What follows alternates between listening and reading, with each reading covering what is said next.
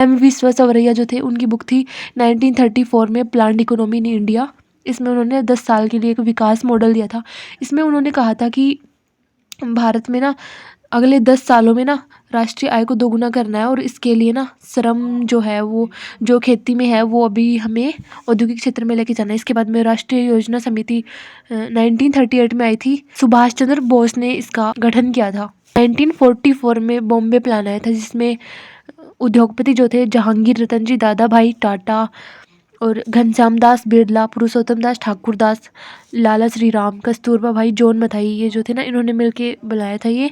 और इसमें अगले 15 सालों के लिए अगले 15 साल में ना हर व्यक्ति की आय को दोगुना करना इनका एम था। मानवेंद्र नाथ रॉय जो थे उनकी योजना जो थी वो मार्क्सवादी समाजवादी विचारधारा से प्रभावित थी। ये पूरे इंडिया में कृषि और उसके उत्पादन का राष्ट्रीयकरण करना चाहते थे। इनके बाद में गांधीवादी योजना आई थी 1944 में, श्रीमान नारायण दास द्वारा ये प्रस्तावित किया गया था, और ये कुटीर उद्योगों के माध्यम से ग्रामीण विकास पर अधिक बल देते थे। 1948 में ना एक आर्थिक कार्यक्रम समिति इकोनॉमिक प्रोग्राम कमेटी आई थी, जो ऑल इंडिया कांग्रेस कमेटी के द्वारा निजी व सार्वजनिक व्यवसायियों और शहर व ग्रामीण अर्थव्यवस्थाओं की साझेदारी को संतुलित करने के उद्देश्य से गठित की गई थी। 1950 में ना भारत सरकार ने संसाधनों के मूल्यांकन और वृद्धि की जिम्मेदारी के साथ योजना आयोग की स्थापना की घोषणा उन्होंने की थी। जो ये पंचवर्षीय योजनाएं थी ना, इनका एम पता क्या था? ग्रोथ करना और मॉडर्नाइजेशन और सेल्फ रिलायंस और पार्टनरशिप, प्रत्येक समाज तक इसका विस्तार पहुँचे। किसी भी योजना के लिए ना हमें सबसे पहले ना प्रायोरिटीज सेट करनी चाहिए कि ये योजना जो वो किस क्षेत्र के लिए की जा रही है। उसके बाद में प्रॉब्लम्स जो आएंगी ना उनको आइडेंटिफाई करना है कि ये प्रॉब्लम्स आ रही हैं। उसके बाद में एक टारगेट फिक्स करना है कि हमें यहाँ तक पहुँचना है। उसके बाद में एस्टिमेट ऑफ रिसोर्सेज, हमारे रिसोर्सेज जो है उनका अनुमान लगाना है हमें, और मोबिलाइजिंग द रिसोर्सेज, और उसके बाद में ना हमें रिव्यू चेक करने की हमें ये कैसी रही। ठीक है। पहली पंचवर्षीय योजना 1951 से 1956 तक चली थी, और ये हेराल्ड डोमर के मॉडल पर आधारित थी। इसका मुख्य ध्यान सिंचाई और बिजली परियोजनाओं के साथ ही देश के कृषि विकास पर केंद्रित था। लक्षित विकास दर 2.1% थी, और 3.6% की विकास दर हासिल की थी। इसने अपने लक्ष्य से ज़्यादा ही हासिल किया था। और इसके बाद में योजना परिव्यय का लगभग 44.6% सार्वजनिक क्षेत्र के उपक्रमों के पक्ष में चला गया। सामुदायिक विकास कार्यक्रम का शुभारंभ 2 अक्टूबर 1952 को हुआ था। इंपीरियल बैंक ऑफ इंडिया भारतीय स्टेट बैंक में तब्दील कर दिया गया था, गोरवाला समिति की संतुष्टियों के आधार पर। सबसे पहले ना भारत में खाद्यान्न की कमी थी, तो इस समस्या को देखते हुए ना सबसे पहले कृषि पे फोकस किया गया था। इसमें सिंचाई के विस्तार के लिए भाखड़ा नांगल डैम और दामोदर घाटी हीराकुंड आदि सिंचाई परियोजनाओं को शुरू किया गया था, और ग्रामीण विकास पे ध्यान दिया गया था, और कीमत स्थिरता, खाद्यान्न के लिए कीमत स्थिरता पर फोकस किया गया था। विद्युत शक्ति और परिवहन 1952 में सामूहिक विकास कार्यक्रम शुरू किया। दूसरी पंचवर्षीय योजना जो थी वो 1956 से 1961 तक थी, और नेहरू महालनोबिस मॉडल पे आधारित थी। ये तीव्र औद्योगिकरण और आत्मनिर्भरता और भारी पूंजीगत उद्योगों पर इस योजना का ध्यान केंद्रित था। दरअसल आत्मनिर्भरता और बुनियादी उद्योग संचालित विकास नेहरू महालनोबिस मॉडल की आत्मा थी, इसलिए इन पर इस योजना में फोकस किया गया। नेहरू महालनोबिस मॉडल जो है उसका ये मानना था कि स्वतंत्रता के टाइम पे ना भारत की अर्थव्यवस्था इस स्थिति में थी कि वह सिर्फ ना कपास और खनिजों का ही निर्यात करती थी। यही महालनोबिस मॉडल जो है ये 1956 से लेकर 1991 तक चला था। उसके बाद में आपको पता ही है औद्योगिक उदारीकरण आर्थिक मॉडल, नया मॉडल आया था इकोनॉमिक्स का हमारे। नेहरू महालनोबिस मॉडल जो है ना उसका ये मानना था कि अगर हमें औद्योगिक विकास तीव्र गति से करना है ना, तो हमें जो बुनियादी वस्तुएं हैं ना उनका उत्पादन करना होगा, उनके उद्योग लगाने होंगे, जैसे स्टील, सीमेंट, बिजली के उपकरण आदि, ये इन सब चीज़ों के बारे में। और इसके साथ ही ना हमें बाहर से जो चीज़ें आती हैं ना घरेलू यूज़ की, हमें उनके आयात पर प्रतिबंध लगाना होगा, ताकि घरेलू सामान जो वो हमारे इंडिया से ही उनका उत्पादन हो और हम उनका यूज़ करें, ताकि भारत आत्मनिर्भर भी बने साथ साथ में। इसके साथ में ना इंफ्रास्ट्रक्चर पे भी ध्यान दिया गया, जैसे रेल और रोड, इनके निर्माण पे, बेसिक जो इंफ्रास्ट्रक्चर है इन पे ध्यान दिया गया। इस मॉडल की ना आलोचना भी की जाती है, जैसे ऐसा बोला जाता है कि इस मॉडल में ऐसा था कि ये ट्रिकल डाउन इफ़ेक्ट पे आधारित है। लेकिन इसका अर्थ था कि विकास का लाभ समय के साथ सभी वर्गों को मिलेगा, लेकिन ऐसा हुआ नहीं, क्योंकि गरीबी उन्मूलन के लिए ना दृष्टिकोण धीमा और वृद्धिशील है ये, और गरीबी पे ना सामने से आक्रमण करने की ज़रूरत होती है, जो इस मॉडल में नहीं थी।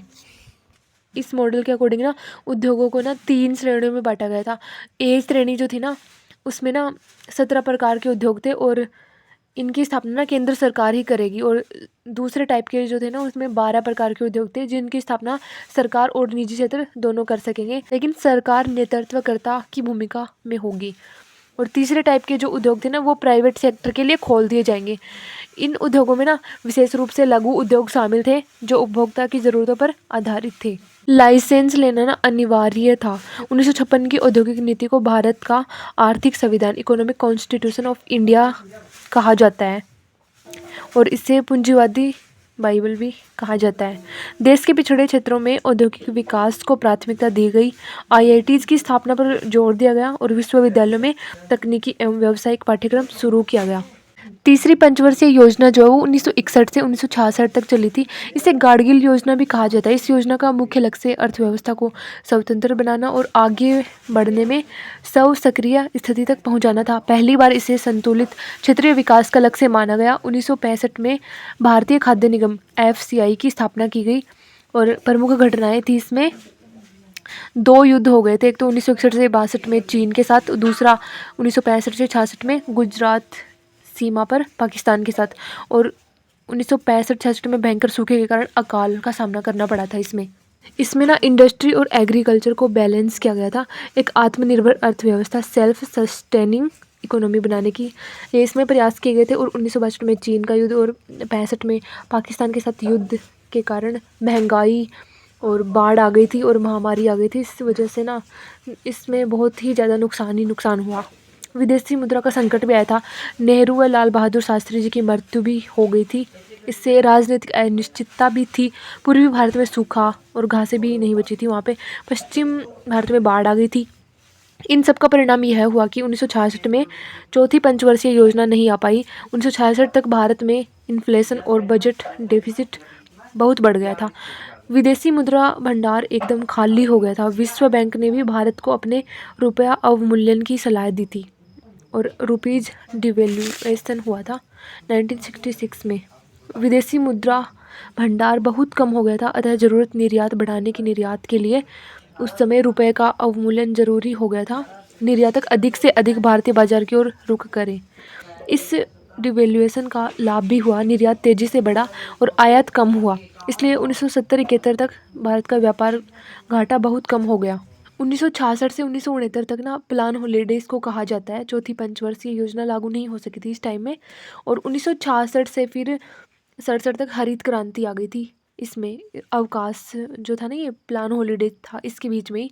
और 1969 में ना इंदिरा गांधी ने भारतीय सभी बैंकों का राष्ट्रीयकरण भी कर दिया था। और इसके बाद में 4th 5 ईयर प्लान जो था वो 1969 से 1974 तक आया था। इसका एम पता क्या था? ग्रोथ, स्टेबिलिटी, विकास और स्थिरता। वंचित और कमजोर वर्गों की शिक्षा पर ध्यान दिया गया, बैंकों का राष्ट्रीयकरण किया गया, प्रीवी पर्स का उन्मूलन किया गया और हरित क्रांति के परिणाम भी इसके दौरान आ गए थे। और इसी चौथी पंचवर्षीय योजना के दौरान ना इंदिरा गांधी जो थी, उन्होंने 1971 के चुनाव में गरीबी हटाओ का नारा दिया था। और प्रमुख घटनाएं इसमें जो हुई थी, सूखा, और 1971 से 72 तक भारत पाक के साथ दोबारा युद्ध हुआ था बांग्लादेश को मुक्त कराने के लिए। और 1969 में 14 बैंकों का राष्ट्रीयकरण हुआ था। पाँचवीं पंचवर्षीय योजना जो है 1974 से 79 के बीच में आई थी। और ग्रोथ विद जस्टिस, सामाजिक न्याय के साथ इसमें विकास पे ध्यान दिया गया था। यह योजना अपना कार्यकाल पूरा नहीं कर पाई क्योंकि नई चुनी हुई जनता पार्टी की सरकार ने 1977 में ही छठी पंचवर्षीय योजना शुरू कर दी थी। रोलिंग प्लान जो है वो 1979 में आया था। इसका तर्क था कि पंचवर्षीय योजनाओं में बहुत कठोरता होती है, जबकि विकासशील देशों को एक लचीला मॉडल चुनना चाहिए, अतः एक वर्षीय योजना लानी चाहिए। इसी को रोलिंग प्लान कहा जाता है। ठीक है। 1980 में सरकार बदल गई थी और इसके बाद में हम देखते हैं इसमें क्या हुआ था। इसमें ना गरीबी हटाने और आत्मनिर्भरता पर ध्यान दिया गया था और 4.8% की विकास दर से विकास लक्षित किया गया था और योजना ये सफल भी रही थी। और भारत की पहली जनसंख्या नीति 1976 में घोषित की गई थी। और इसके बाद में ना एकीकृत बाल विकास योजना 1975 में शुरू की गई थी। योजना अवधि कठोर आपातकाल और केंद्र में सरकार के परिवर्तन से बुरी तरह प्रभावित हुई थी ये। रोलिंग प्लान जो वो 1979 में गुन्नार माइडल के द्वारा प्रस्तुत की गई थी। इसमें काम के बदले अनाज कार्यक्रम शुरू किया गया था और अंत्योदय योजना भी शुरू हुई थी रोलिंग प्लान में। और पंचायती राज संस्थाओं को नया जीवन मिला था, यानी पंचायती राज के पुनरुत्थान का दूसरा चरण था ये। सिक्स्थ 5 ईयर प्लान जो है वो 1980 से 1985 तक चली थी। इसका विकास दर जो था, जो टारगेट किया गया था, वो था 5.2% से 5.7% की विकास दर इसने हासिल की। ये सफल रही थी योजना। इसका उद्देश्य था गरीबी कम करना और रोजगार के अवसर पैदा करना, और प्रसिद्ध नारा था गरीबी हटाओ। और लॉन्च किया गया था इसमें 2 अक्टूबर 1980 को राष्ट्रीय ग्रामीण रोजगार कार्यक्रम NREP और एकीकृत ग्रामीण विकास कार्यक्रम IRDP। 1980 में 6 बैंकों का राष्ट्रीयकरण किया गया था। राष्ट्रीयकरण का दूसरा दौर था ये। और शिवरामन समिति की सिफारिशों पर 1982 में नाबार्ड की स्थापना की गई थी। इंफ्रास्ट्रक्चर पर भी विशेष ध्यान दिया गया था ताकि उद्योग और कृषि दोनों का मजबूत विकास हो सके। गरीबी से निपटने में आर्थिक विकास जरूर। एकीकृत ग्रामीण विकास कार्यक्रम स्वरोजगार के लिए ग्रामीण युवाओं का प्रशिक्षण, ग्रामीण क्षेत्रों में महिलाओं और बच्चों का विकास, राष्ट्रीय ग्रामीण रोजगार कार्यक्रम, ग्रामीण भूमिहीन रोजगार गारंटी योजना इसमें आई थी।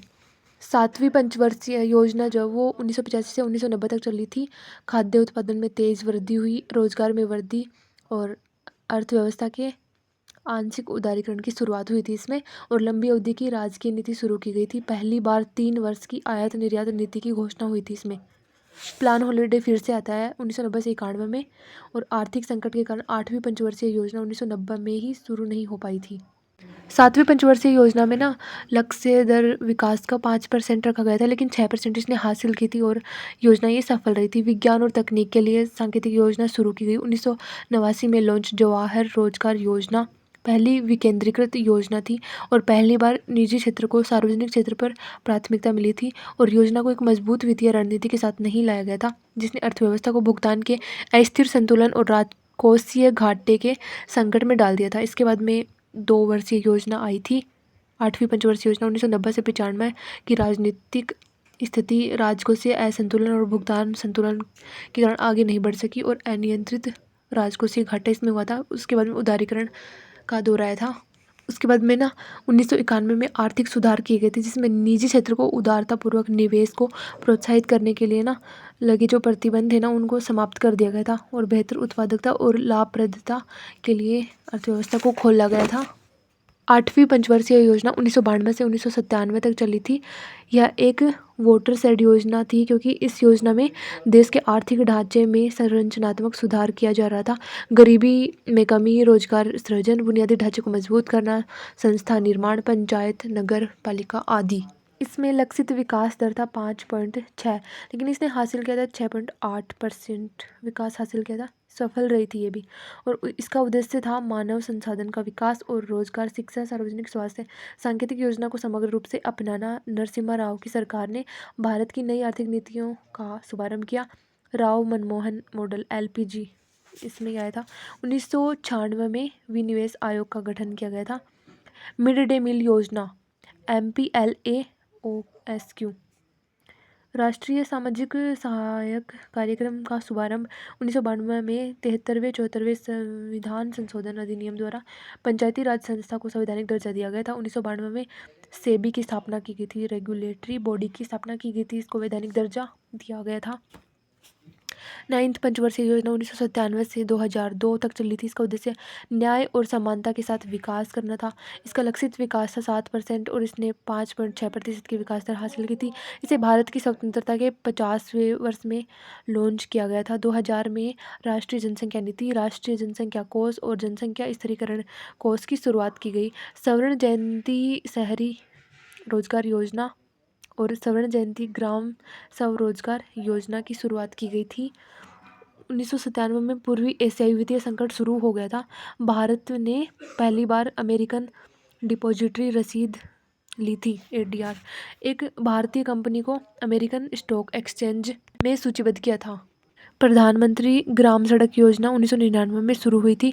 2001 में स्वर्णिम चतुर्भुज राजकीय राजमार्ग परियोजना शुरू हुई थी। सार्वजनिक क्षेत्र के उद्यमों का निजीकरण हुआ।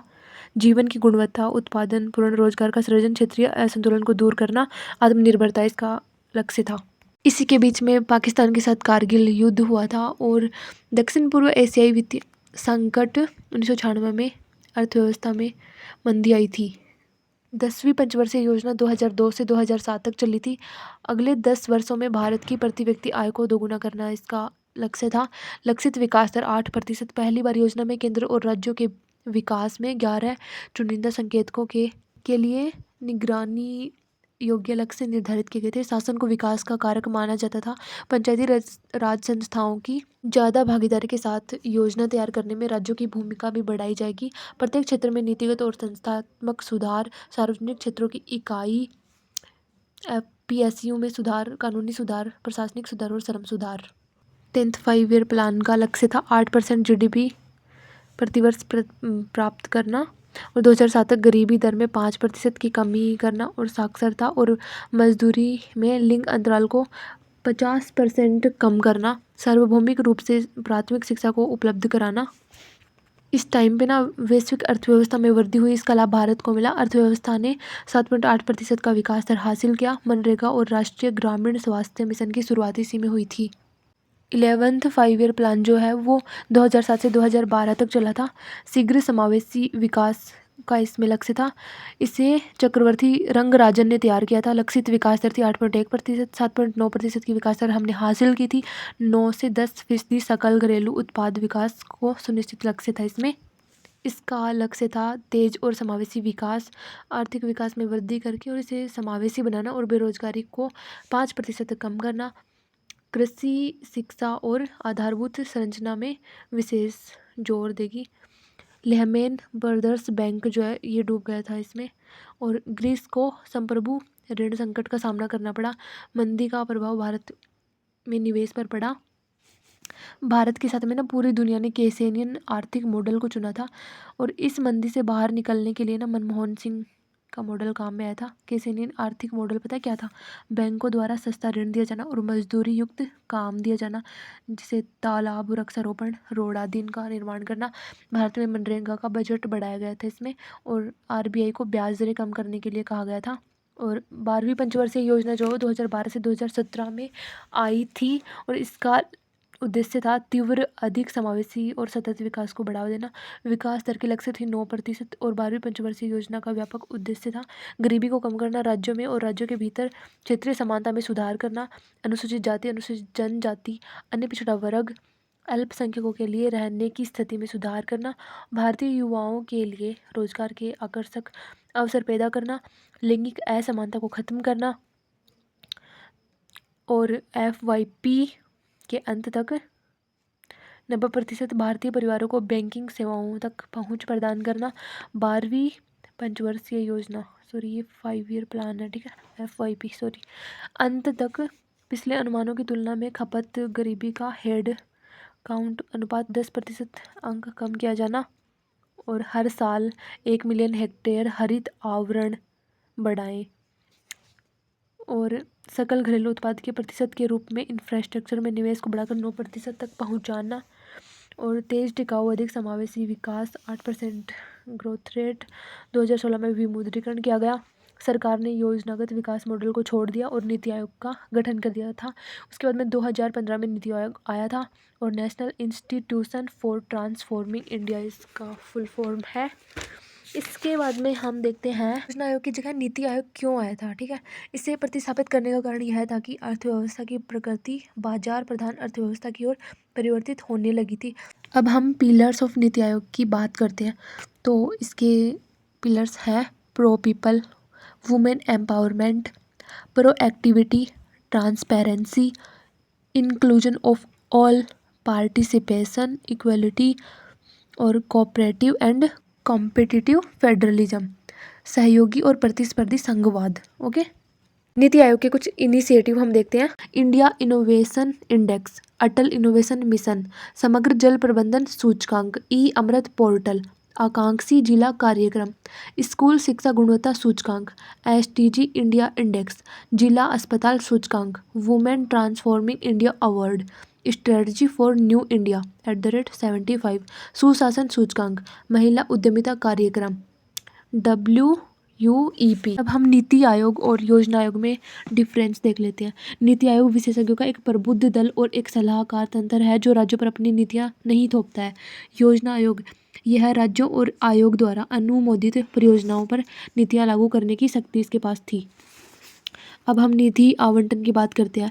नीति आयोग के पास वित्त मंत्रालय के तहत धन के आवंटन की शक्ति है और योजना आयोग के पास कार्यक्रमों के लिए राज्य सरकारों और केंद्रीय मंत्रालयों को धन आवंटित करने की शक्ति इनके पास भी थी। ओके, और राज्यों की भूमिकाएं, नीति आयोग में राज्य सरकारें सक्रिय रूप से शामिल हैं। नीति और योजना आयोग में राज्य सरकार ने केवल कार्यक्रमों के संचालन में भूमिका निभाई थी। और शासी निकाय, नीति आयोग में राज्यों के मुख्यमंत्री और केंद्र शासित प्रदेशों के लेफ्टिनेंट गवर्नर शामिल होते हैं। और योजना आयोग में राष्ट्रीय विकास परिषद को रिपोर्ट किया जिसमें मुख्यमंत्री और लेफ्टिनेंट गवर्नर शामिल थे।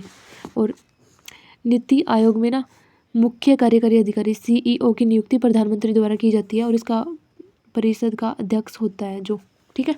और योजना आयोग में ना इस प्रक्रिया द्वारा सचिवों की नियुक्ति की जाती थी इसमें भी। और नीति आयोग में ना यह एक कार्यकारी निकाय है नीति आयोग जो संसद के एक अधिनियम द्वारा स्थापित है। और योजना आयोग एक कार्यकारी निकाय था। नीति आयोग अलग से राष्ट्र के विकास के लिए बनाया गया है इसको, और योजना आयोग का अलग से जो वो राष्ट्र के विकास के लिए इसको बनाया गया था। और नीति आयोग की बैठक की चर्चा के लिए हर साल इकट्ठा होना और योजना तैयार करना है। और योजना आयोग इसकी हर साल इकट्ठा होना और योजना तैयार करना इसका भी यही था। और इसकी नीति आयोग की आलोचना पता है क्या की जाती है? परिवर्तन की सीमाएं, नीति आयोग एक बेहद असमान समाज को एक ऐसी आधुनिक अर्थव्यवस्था में नहीं बदल सकता जो अपने सभी नागरिकों का कल्याण सुनिश्चित करें, भले ही उनकी सामाजिक पहचान कुछ भी हो। नीति निर्माण में सीमित भूमिका या प्रभाव, नीति आयोग अभी भी एक प्रारंभिक अवस्था में है। यह पता लगाने की कोशिश कर रहा है कि इसकी भूमिका क्या होनी चाहिए, क्योंकि एक विचार मंच की भूमिका आसान नहीं है। और गैर महत्वपूर्ण निकाय, अगर यह एक विचार मंच है तो इसे वर्तमान सरकार से सम्मानजनक बौद्धिक दूरी बनाए रखनी होगी। इसके बजाय हम सरकार द्वारा प्रायोजित योजनाओं कार्यक्रमों की पक्ष में प्रशंसा देखते हैं।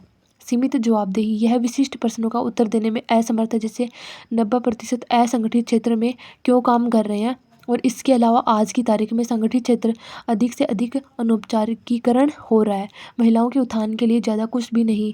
जब बांग्लादेश जैसे पड़ोसी देशों में सुधार देखा जा रहा है, ऐसी स्थिति में महिलाओं की श्रम शक्ति भागीदारी दर में गिरावट आ रही है हमारे इंडिया में।